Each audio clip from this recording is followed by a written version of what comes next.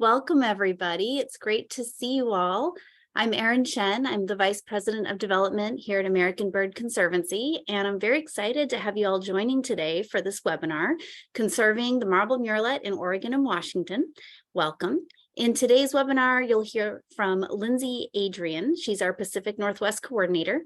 And many of you have already sent in some great questions ahead of time. So Lindsay's going to cover some of them during her presentation, and then we'll take additional questions at the end. Right now, everyone is muted, but feel free to use the chat. And you can also put in any questions that you might have throughout the webinar into the Q&A Zoom box. The webinar is being recorded, and a link to it will be sent out afterwards to all registrants. And we will take about an hour and wrap up by 1 p.m. Pacific time. Please note we have automated closed captions available for this webinar, and information on how to activate those will be provided in the Zoom chat. So right now, before we get started, I'd love people to drop in a couple bits of information. We'd love to hear where you're calling in from today, and feel free to drop in one of your favorite natural areas in either Washington or Oregon. And with that, I'd love to get started and introduce our presenter, Lindsay Adrean. So a little bit about Lindsay.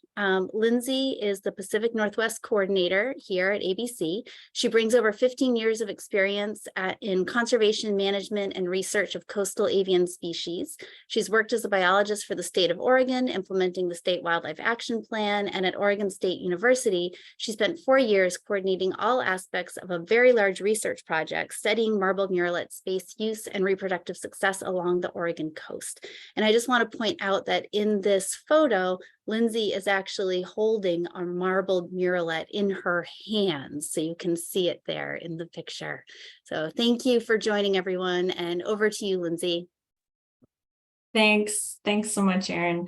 Hi, I'm so happy to be here today, and I'm so glad to see some folks from the local area. I am based in Western Oregon, so it seems like we have a good Oregon cohort here today. Now that Erin has you warmed up on the chat, I also want to ask folks to drop in a note on whether or not they've ever seen a marbled murrelet. And you could tell me where, or you could tell me if you've seen one on the water or in the forest. I'd really like to know. One of our biggest hurdles to conserving this species is that most people have never heard of it and forget about actually seeing one. So I always like to know if there are folks out there who've had a chance to see one. Oh, good. Thank you. Someone said in the ocean off of Seal Rock, south of Newport. Pay close attention because I will show a map later on. So you'll see that. Oh, someone from Newton, Mass. That's great. At Olympic National Park. Yep, lots of folks there. Oh, Boiler Bay. Yes, great. So lots of folks have actually seen murrelets both in the forest, either in the forest or on the water. Oh, and someone at Cape Perpetua. Great.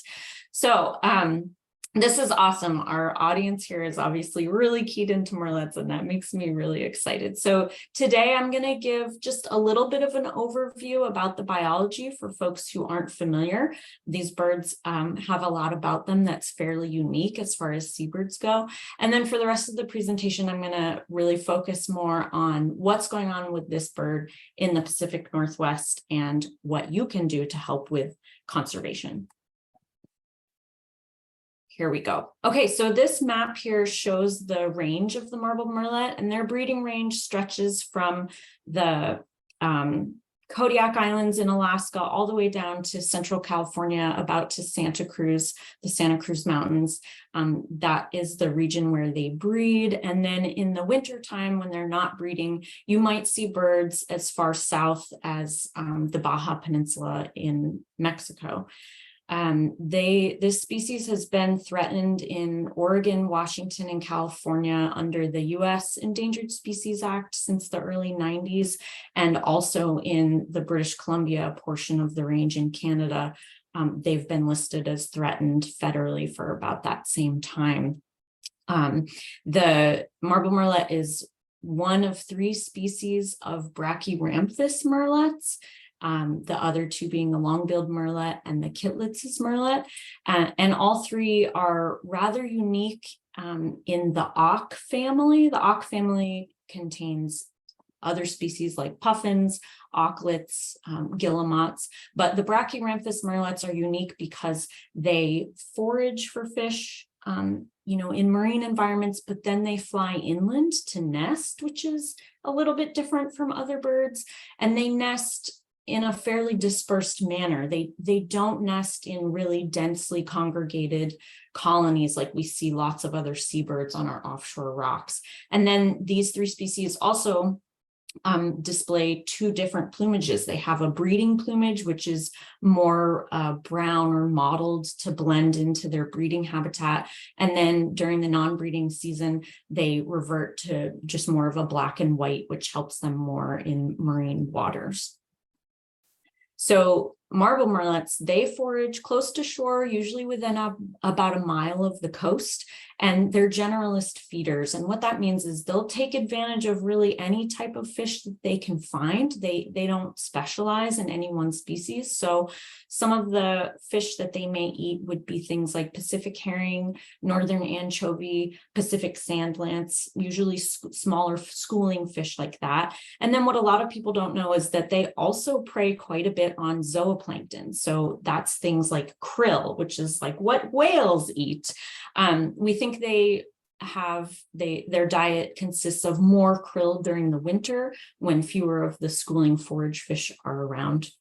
And then, once they're done foraging in the nearshore and they need to go nest, they fly inland, like I mentioned earlier, and they might fly up to 50 miles inland, which is kind of wild because this bird has pretty short wings for its body size, and they're not capable of gliding. They have to continuously be flapping while they're flying to keep their body aloft. So the fact that they fly so far, it is really energetically costly for them. So when they're breeding inland, they need to have both the good nesting habitat, but they need to also have good foraging grounds in fairly close proximity to kind of balance the energy that they use flying so far inland.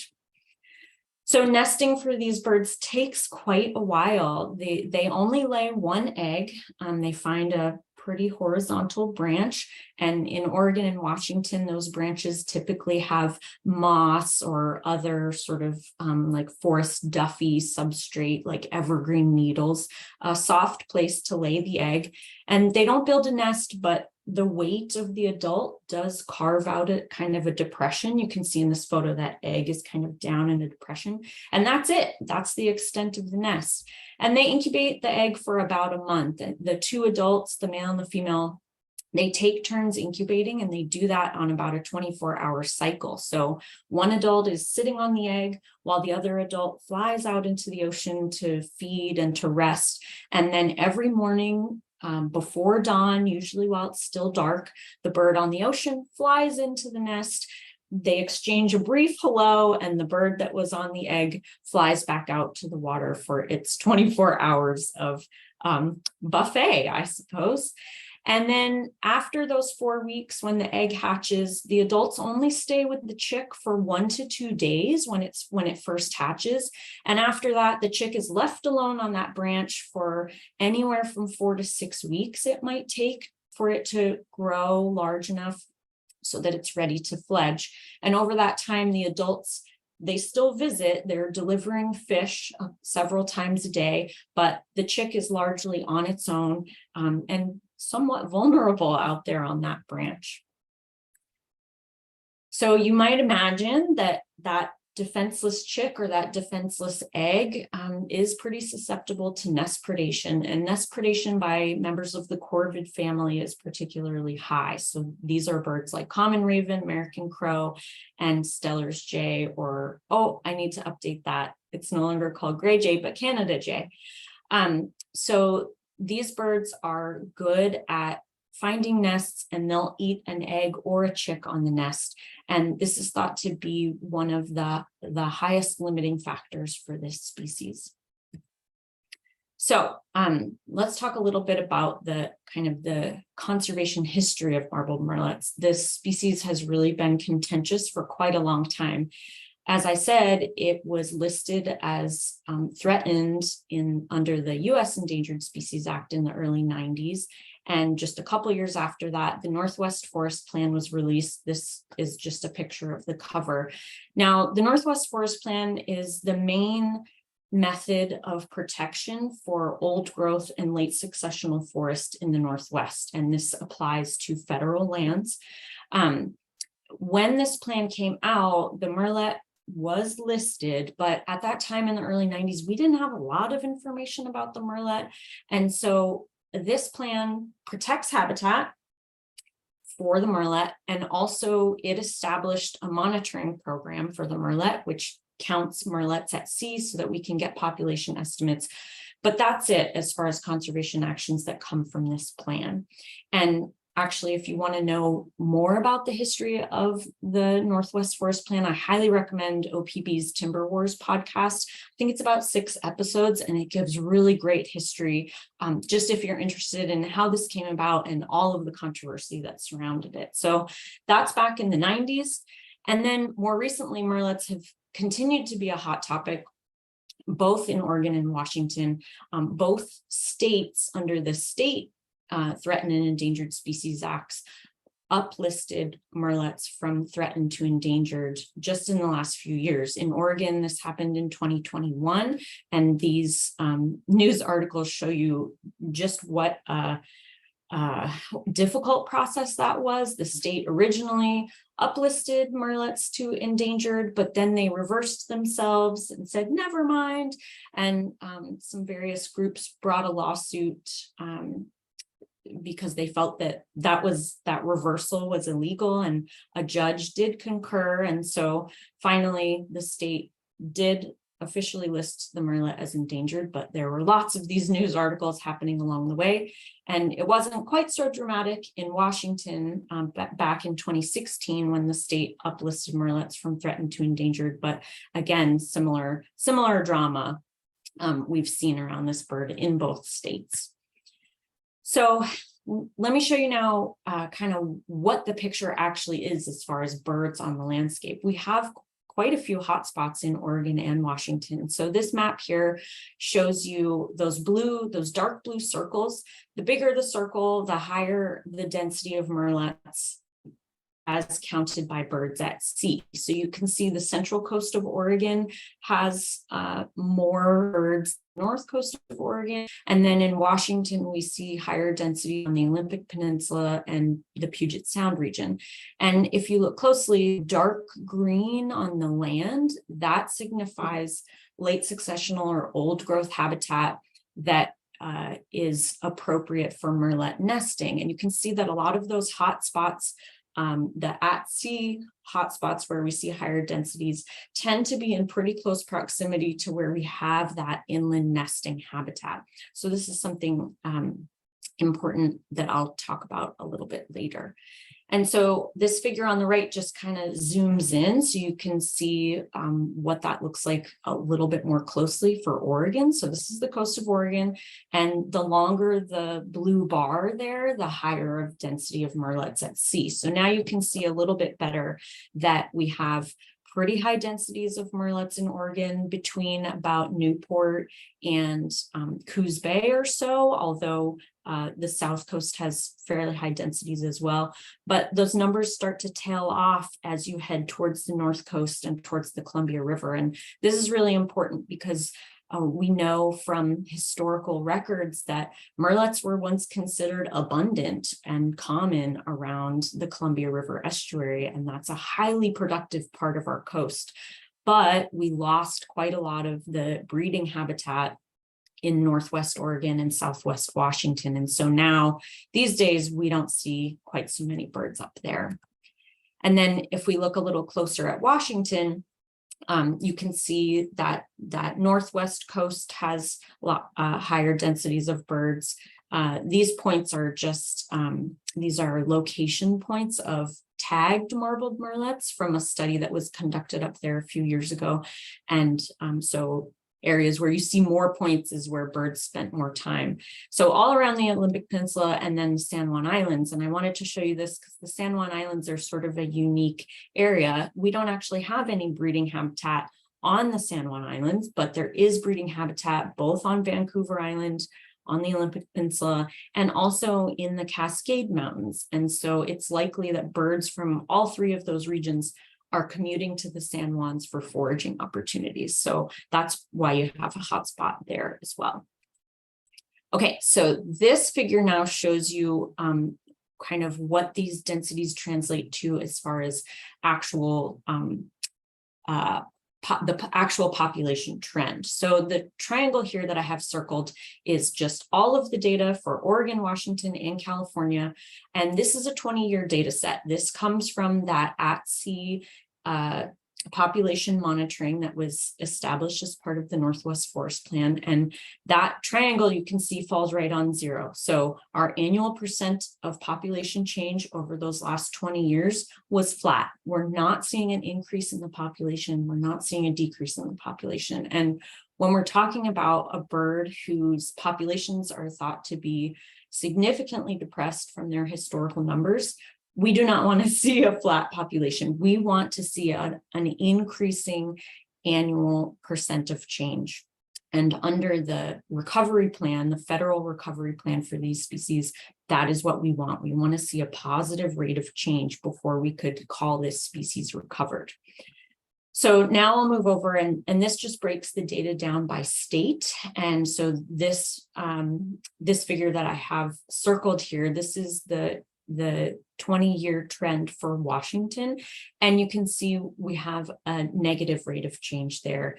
The population has been going down by about 5%, which is really not what we want to see. And so that tells us that something is definitely going on in Washington. Oops. And Oregon and California, you can see that those two numbers are above 0, so potentially increasing. But the tricky thing here is that we have recent research. We used to think that whether birds were breeding or not, because we know they don't breed every year, but we used to think that if they're breeding or not, they're still hanging out near their typical breeding area. These birds tend to return to the area where they were born, and they use the same areas for breeding over and over. But we know now that if birds are not breeding, they don't necessarily stick around in that same area. They may travel far and wide, presumably looking for food. So this tells us that something questionable is happening in Washington, and Oregon and California, although their numbers appear to be going up, that may actually be because birds from Washington are going to Oregon and California during the breeding season looking for food, but it's unlikely that those birds are actually breeding in Oregon and California. So again, this is something really important when we're thinking about what we're going to do for conservation for them in different areas. Okay, so overall, let me do a little bit of translation for you about what all these figures mean that I just flooded you with. So remember, I showed you that the overall regional population is flat. We're not seeing any trend, and we want it to be going up. I also talked about the Northwest Forest Plan and how that is the main method for protection of late successional and old growth forests. The issue is that we're not expecting to see gains from the Northwest Forest Plan for about 75 more years. And if the current population of murrelets is not increasing, we could have some sort of stochastic event or some situation where the population starts going down very quickly, and then we're not going to have any murrelets left to take advantage of that new habitat when it comes on. So what we need now are alternative conservation actions to get those population numbers up so that we have sufficient birds to take advantage of the new habitat as it becomes ready. Now, what do we need to come up with those alternative conservation actions? Because murrelets are very difficult to study, we don't have a lot of research for them compared to a lot of other species. We have a fair amount of information on things like foraging ecology and breeding ecology for murrelets in Washington, but we did not have the same thing in Oregon. And the Oregon State Legislature identified this as a very important data gap for this species a few years ago and set aside funds for a very large research project that was conducted by Oregon State University starting in 2017. I was lucky enough to be a part of that project. And so I'm going to share some preliminary results from that project with you now so that you can see how we got to the possibilities for new conservation actions. Okay, so this map here just shows you the study area for the Oregon Marbled Murrelet project. That stretched from about Lincoln City down to Cape Perpetua or Yachats area. And the goal here was to collect a random sample of birds, which we did by going out on the water at night in our research vessel, the Pacific Storm. And we would travel out from Newport and head north or head south, depending on the weather and depending on the night. Then we would deploy this little 14-foot Zodiac in the open ocean in the dark with 3 people in it. The person on the front, you can see there's holding a spotlight. The person in the middle has just a big salmon net to try to catch the birds. And then of course you have the driver. And once a bird gets scooped up, the little Zodiac would bring the bird back to the large research vessel where we could take biological samples and attach a radio tag. And that's the little tag and antenna you see on these birds in the bottom 2 photos. And so with tagged birds, we can then follow them, follow their activities through the breeding season and hopefully find nests so that we can then learn more about what marbled murrelets need to be successful breeders. So once you have a tagged bird, then we had this fleet of technicians who would drive up and down the coast every morning from just after dawn until about 10 a.m., basically doing a roll call, who is present on the water. And they would come up with a list of birds that were missing. Then the airplane would go up later in the day and look for those missing birds. If any of those birds were missing on that 24-hour cycle, remember I talked about incubation. If a bird was present on the water one day, missing the next day, present again the next day, we would start to think maybe it was doing that incubation cycle and nesting inland. So the airplane can take that list of missing birds and start looking for nests. Once we have some rough inland GPS locations of nests, we then go out and try to locate the nest tree. And I'm making it seem a lot easier than it is, but that involves about 2 weeks worth of bushwhacking through the forest and standing under trees at dawn, waiting to see the birds as they switch off on those incubation cycles. But once you identify a nest tree, then we could put up a nest camera. We had an amazing tree climber, forest canopy biologist who installed these really incredible security cameras for us that had infrared capabilities, so we could track those nests 24 hours a day and figure out what these birds were doing. So this map just shows you some of the general nest locations for 2018 and 2019. The red symbols indicate nests that failed. The white symbols indicate nests that were successful. Now, over the 5 field seasons of this study, about 300 birds were tagged with radio tags, but only 12.7% of those birds actually went on to nest. So we found out that breeding propensity is pretty low. That's we didn't know exactly what number to expect, but we did expect low breeding propensity. We know from other studies that these birds do not nest every year. So when you remember, I said they only lay 1 egg. Each pair only has an opportunity to raise 1 chick per season. So the fact that their reproduction is low, even in the years that they do reproduce, but they're not reproducing every year. This is this is another component of their biology that makes it difficult to recover them when they're at these reduced numbers already.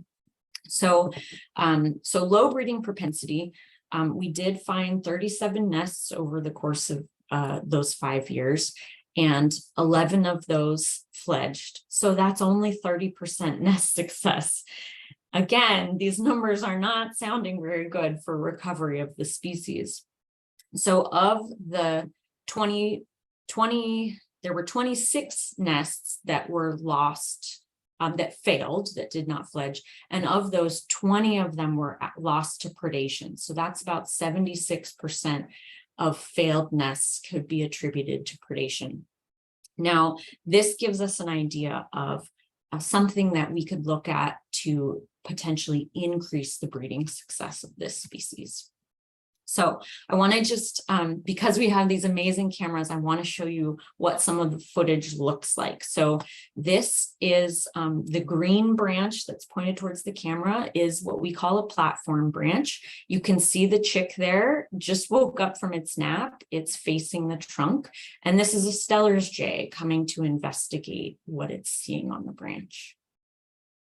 That chick doesn't seem too bothered at the moment. It's just hunkered down. But the Steller's jay is moving in for a closer look. And as it gets a little too close, that marbled murrelet chick is not very happy. Now, luckily, this chick is big enough that it can poke back at the Steller's jay. It's probably hissing. I don't know. We don't have any audio, so I don't know what this interaction sounds like. But you can see that it's not letting that Steller's jay anywhere near it. But you could imagine if this was an egg or if this was a very young chick, the result would probably be different. Now, this chick did go on to fledge and was a success story, but you know, those other failed nests didn't have the same result. So I think I've explained that we have limited conservation actions that have been identified for this species. From when the bird was listed in the early 90s up until really now, the main method has been protecting late successional and old growth forests that exists, and then protecting other forests that will eventually age in. But waiting for trees to grow takes a long time, and we won't see the results of these newly protected areas from the Northwest Forest Plan for decades from now. So luckily, our friends down in California have already developed a conservation action that is working for them that would be appropriate for the Northwest. So California State Parks started the Crumb Clean campaign over 10 years ago now. They knew from work they had done down there that corvid predation was a major issue at nests. And they also knew that corvid populations were very high in areas that had human recreation. So campgrounds, day use sites, things like that. So the Crumb Clean campaign is basically this three-prong program that helps to educate people about the issue and just manage their food waste better when they're in these recreation areas. So the first component consists of engineering. And so that's just basically built infrastructure to help people manage their trash appropriately. So that top picture is a dishwashing station this is in Redwood, one of the Redwood State Parks. And then that bottom picture is a food locker. It's a safe place to store your food. Bears can't get in, raccoons can't get in, things like that. Sometimes, corvids are fully capable of, say, ripping open a trash bag that's been left unattended, but things like bears or raccoons, they can even get into coolers. And then a secondary result is the corvids can come in. So that's one component. Second component is education. We don't always know how to do things like wash our dishes efficiently when we're in the forest and we don't have the availability of our, normal dishwasher or normal sink like we do at home. And so informational signs such as these help people to remember the issue and figure out how to do a better job while they're out there. And then California has also written into legislation a couple different measures that actually allow for folks to be ticketed if they are feeding wildlife when they shouldn't be. So park rangers can write tickets if they see people who aren't following the rules. So this has been going on for over 10 years, and we know now that this does actually work. So this box that I've circled here shows you the diet of Steller's jays before Crumb Clean began, and it was almost 90% coming from human food sources. That's pretty incredible. After Crumb Clean was initiated, the amount of human food in the diet dropped quite a bit, and natural foods, mast is things like berries and acorns and things, and invertebrates. Those items that had been low before Crumb Clean also went up after Crumb Clean was initiated. And then the other thing that happened was both adult and juvenile densities of Steller's jays, which had been very high in recreation areas, they went down after the Crumb Clean campaign was initiated. So we know that this program can show results. And the next step that we're looking at for the Northwest is prioritizing where we should be implementing this within this region. So in 2024, we have already received some grant funding to conduct recreation site assessments and corvid surveys. And what we want to do with this information, we already know in Oregon from the research that I showed you that corvids are a big problem for murrelet nests. We don't have quite the same level of information from Washington. Only about 4 nest cameras have been used up there. So we don't have, quite the same level of information, but we know that corvid densities are high in Washington as well. And that those birds do also seek out nests with eggs, for example. So what we need to know now is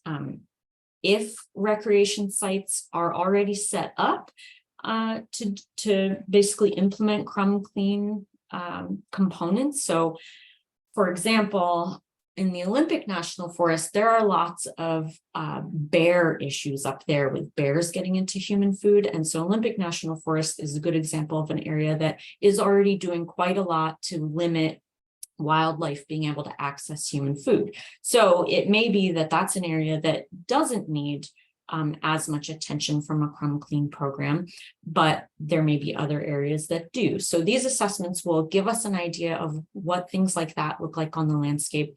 And then by doing corvid surveys, we can get an updated look at what the densities look like within campgrounds and recreation areas and outside of them, to determine what areas might be good for us to focus on. We'll be doing this both in Oregon and Washington in 2024.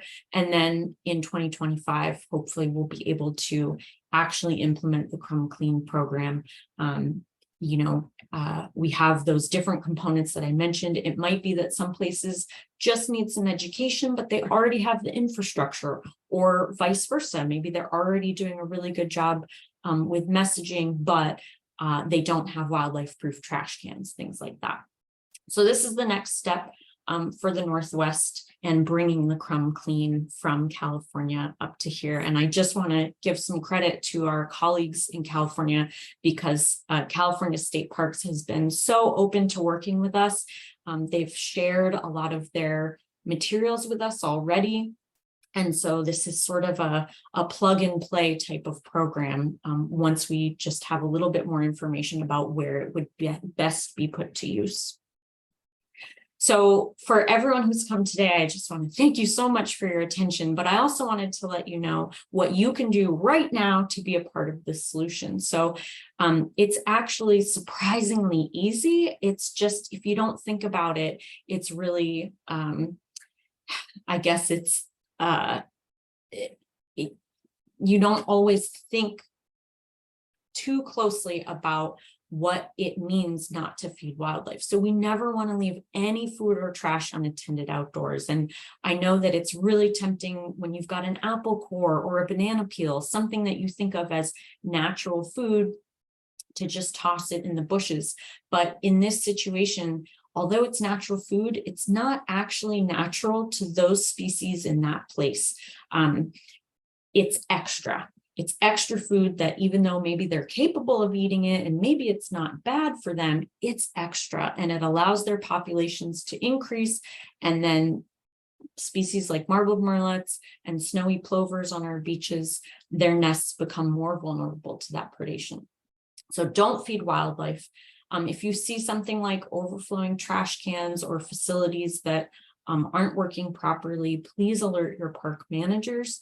And then you can always support our program with a donation. We're just getting started and we have a long-term vision for how this can look in the Northwest, and we'd really appreciate your help. Here's my email. The other thing I wanted to ask beyond those to-dos is what I'm looking for now, both in Oregon and Washington, are local groups that might be willing to help spread this message. I think that's really going to be a big key for us in spreading the message to our recreational users, but also to our local communities. So if you have ideas for groups that have volunteer networks or visitor centers, any way that we can help spread this message out to the larger population, I would love to hear it. And then I would also love to just hear your other ideas for how to make this program successful. I'm located in Oregon. I'm not as familiar with the local communities in Washington. And so any ideas that you have, I am all ears. I think that's it. Great. That was terrific. Thank you so much, Lindsay.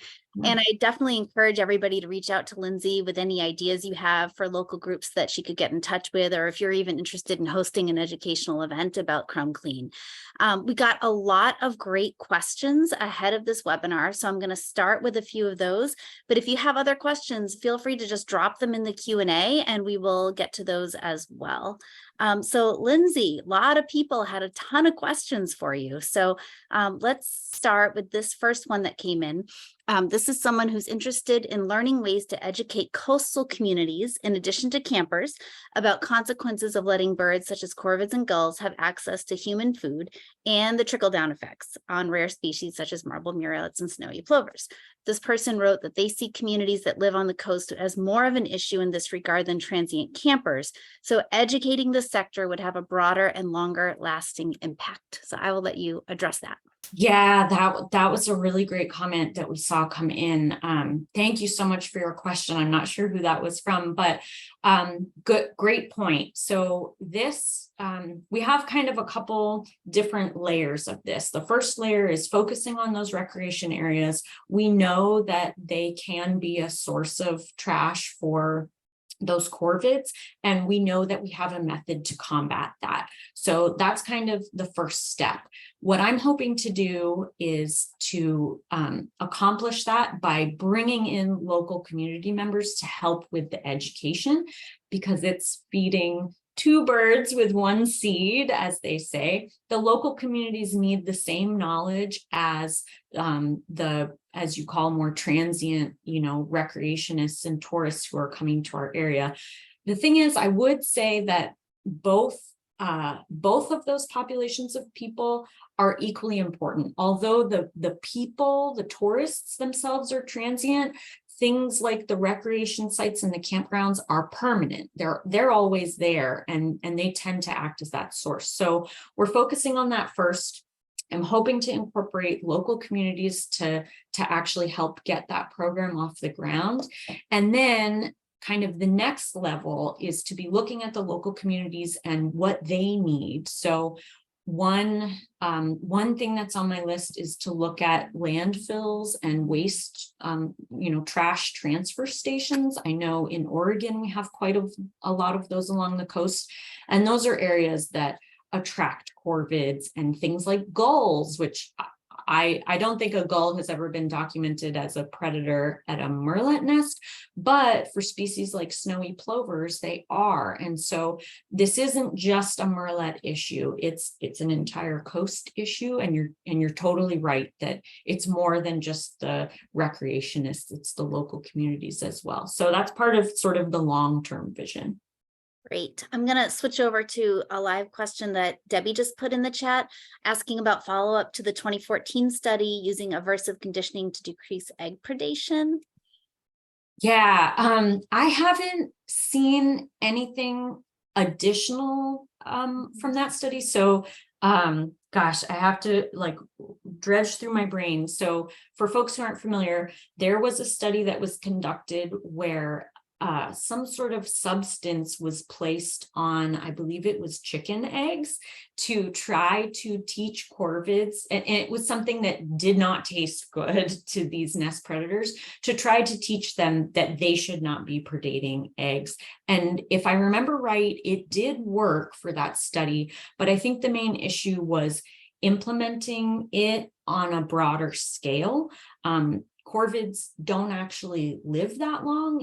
Well, I guess that's not completely true, but you have a lot of juveniles every year coming in. So it's something you would have to continuously do for it to be effective. So I haven't heard anything new about that technique, but that's a great question. Yeah.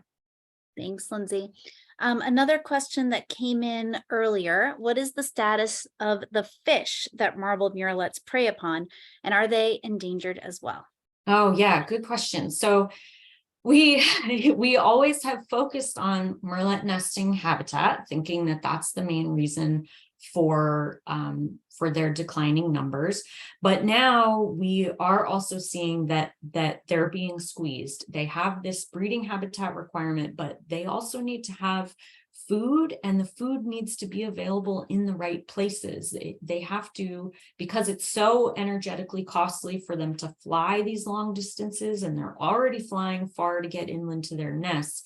If they're having to also fly extra far to go find food, that's going to also limit their breeding success. So the fish that they prey on, I mentioned some earlier: northern anchovy, Pacific sand lance, Pacific herring, things like that.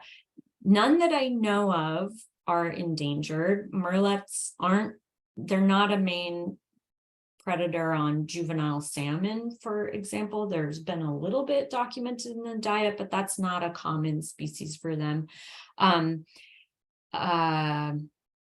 Right, so none of those that I know of are endangered. However, up in Washington, where I showed that population decline is happening, the hypothesis right now is that is related to food, because the breeding habitat, particularly on the Olympic Peninsula, has been protected quite a while, and there's a fair amount of that breeding habitat.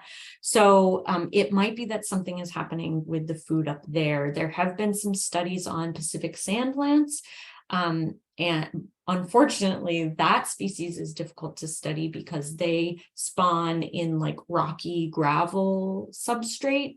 So it can be difficult to know what's going on with a fish like that. So I don't have a great answer. We know that prey are very important. We know that in some years, for example, the years when we had our marine heat wave, and even subsequent years when we still had elevated sea surface temperatures, the marine prey, fish communities were not doing the things that they normally do. We didn't have the same abundance of those prey species, and the fish that were available were perhaps not as energetically valuable as normal. If they're not as big or not as fatty, that can affect the birds. So there's a lot more that needs to be done with their prey. Unfortunately, because a lot of those species are not commercially valuable species, what that means is that we don't have a lot of data. Great, thank you, Lindsay. Chris just put another question into the live chat. How about no new campgrounds or recreation areas? The roads to those areas also allow corvids to colonize them. Yeah, absolutely. So there are some other okay, I should say, in my role at ABC, my main responsibility is to work on conservation of the marbled murrelet. And for me, that means I'm not just focusing on crumb clean. There are a lot of other things that we're working on behind the scenes. And one of those things was an update to what's called the Marbled Murrelet Inland Survey Protocol. This is basically the protocol that is followed anytime a timber sale is going to happen. That timber sale must be surveyed for murrelets first, to determine that there are no birds there before the harvest can happen. And as part, that document has been around for years, but it's just gone through a revision. And as part of that revision, there's a new document that is a habitat recommendations document. So once you find out that you do have murrelets on a certain piece of property, what do you do then to make sure that the birds stay or to improve it for them? And one of the recommendations in that document is to not create new campgrounds in murrelet habitat, or potentially move existing campgrounds if they're found to be very detrimental. Those types of things are, I think, really going to come into play in areas of California in the Santa Cruz Mountains that had large wildfires in the last couple of years. A lot of the recreation infrastructure burned down along with the habitat, and now there's the opportunity as restoration happens to actually consider murrelets and what they need a bit more than was perhaps done in the past. So, yep, that is one of the recommendations that's included in that document. Thank you, Lindsay. Great. Another question that came in earlier is the more important issue that is affecting marbled murrelets is the clear cutting of old growth forests, but no one seems to want to bring up this issue. Look at any satellite image of the coastal range in Oregon and know that all those bare mountaintops are also sprayed with toxic pesticides that affect the whole food chain. Is ABC addressing the logging issue? Yeah, so yeah, the answer is yes. That's another one of those things that we work on sort of behind the scenes. We have the ability to be the most influential when we're talking about state lands and federal lands. And so that's continued work for us. We have our advocacy happens at the national level and at the state levels. One example is in Oregon, the Elliott State Forest is currently undergoing a transition and may become a state research forest. And so we've been weighing in on that because there are murrelets there, there is murrelet habitat there, and there's potential for there to be a lot more habitat there, but it is likely that there is going to be timber harvest as part of the land management of that property. So we've been weighing in heavily on that issue at that location. So yes, the answer is yes. We need more habitat for them. And as I think I underlined, we have a while to wait for the Northwest Forest Plan to produce results on federal lands. So we are also paying a lot of attention to what's happening on state lands. And then we're also very supportive and provide whatever help we can when there are local groups who are looking at doing land acquisitions or conservation easements and things like that. So we sort of focus on the habitat at a lot of different levels there. Thank you, Lindsay. Great. Another question in the Q&A. Has anyone looked at impacts of heavily used trails, such as on Cascade Head, north of Lincoln City? Impacts of heavily used trails. So there have been some studies in the past looking at noise disturbance to marbled murrelets, and the results from that tended to show that things like hiking were pretty low impact to murrelets. It helps to remember that these birds nest very high off the ground. I don't know if I even mentioned that, but for a nest to be, nests are typically 100 feet or more off the ground. So while the birds can be disturbed by noise, hiking is not one of the activities that we typically think of as being very disturbing. What would be disturbing would be things like helicopters, if there was, like someone mentioned, spraying, if there was aerial spraying going on from an airplane or a helicopter, things like drones, we probably want to keep out of murrelet areas. And then activities on the ground that would be more likely to disturb them would be things like weed whackers or leaf blowers or chainsaws that are happening really close to them. It can be murrelet dependent, and I think we need more research in that area, but I don't think that hiking is typically one of those things that impacts them very much, with the exception of when folks are leaving trash behind in regular areas where it can be, or in heavily used areas where it can be accessed by those corvids. Great, thanks, Lindsay.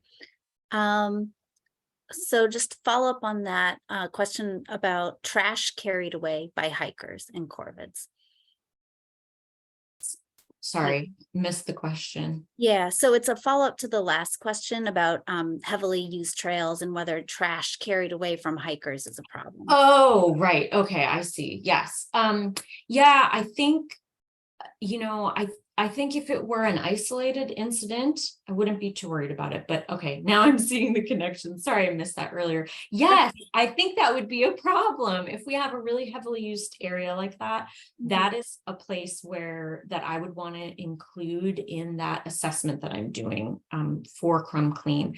And so a place that's a heavily used trail is a place where we would certainly think about putting up a sign and then at the trailhead, and then depending upon the capacity of whoever the landowner is, perhaps that's an area that needs a trash can so that people know that it's there. And, you know, for some people, hiking their trash out isn't top of mind, but if they've seen that there's a trash can there, they might do their hike, eat their lunch, and then know that there's a place to throw their trash when they come out. So yes, that's an example of one of the types of recreation areas that we do survey. It's not, the focus of a Crumb Clean is not solely campgrounds. That's just probably the most concentrated use are campgrounds. You have a lot of people in a small area and you have food being regularly consumed, but popular trailheads would be another place where we would want to be putting up our signage and thinking about installing trash cans if it was feasible. Thank you. Great. Okay, someone wrote in asking how many Marbled Murrelets are in the Cape Perpetua region specifically. Oh, good question. I don't have numbers broken down quite on that scale, but I can tell you that in Oregon, the current estimate is about 9,500. Washington, the estimate is about 4,500, and in California, it's about 3,500. Unfortunately, we don't have good historical estimates, but based on the amount of late successional and old growth forest that has been lost, those numbers they might be down by as much as 75% from historic numbers. And it's the continued decline, particularly in Washington, that we're really concerned about. So Cape Perpetua is part of that Central Coast area where we tend to have higher densities, but I don't have numbers on that scale. Sure. Okay. Well, we can always follow up with people too with more information. So you can also email Lindsay. One question from Gregor that came in. Do you have data showing patterns of variation in breeding effort or nesting success? Data in patterns of breeding effort and nesting success. And okay.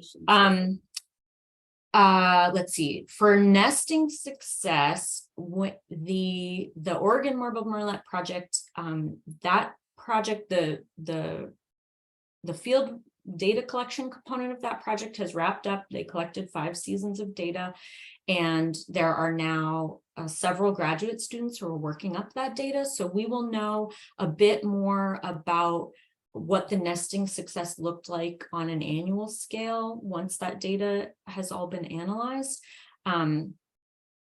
In Washington, there is a little bit of that data. It's not, there weren't nest cameras, so the data is not quite as precise as this Oregon study, but that does exist on an annual basis for Washington. And what was the first part of the question?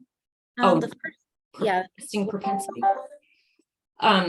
So because, okay, so I guess I have the same answer for the breeding propensity. That will be part of the data analysis that's to come out of OSU. And that project occurred over those 5 years of data collection, showed pretty large differences in the ocean conditions in those years. So there are some nice comparisons there.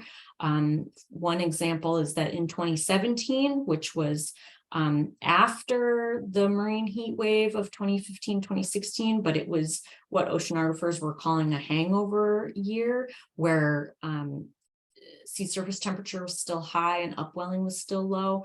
0 birds nested that year. Of 60 something that were tagged, not a single one went into nest. And so there will be more of that type of information coming out of that project.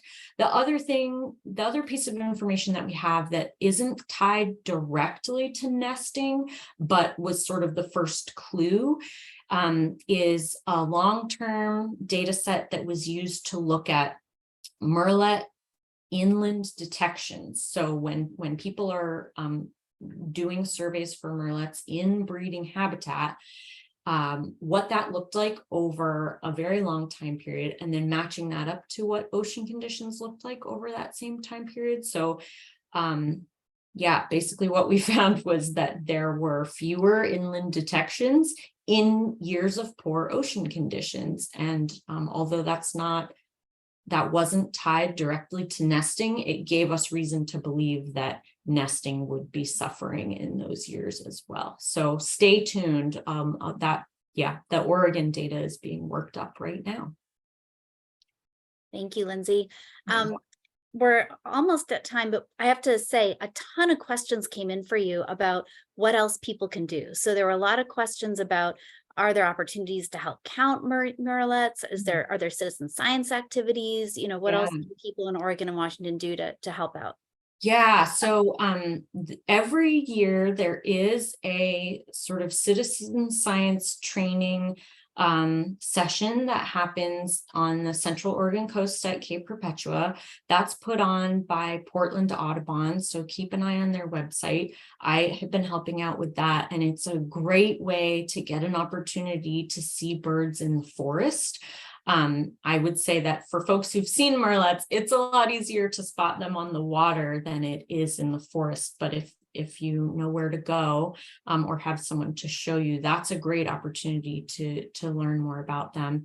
And that also contributes to a long-term data set of those surveys, because that training has been going on for a long time as well. So that's one opportunity. The other would be contributing to eBird sightings. As I mentioned, we have these at-sea surveys that happen to do the population estimates, but they're only occurring in half of Washington and half of Oregon in any one year. And then in the next year, the other half gets done. And so we don't have consistent data from all areas in all years. And like they say, citizen science can be really powerful, especially when it's a species like this that we just don't have a lot of data for them. So get on eBird and put your observations in. Great. Thank you so much, Lindsay.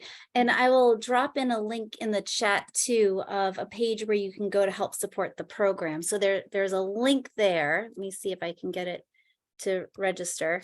There we go.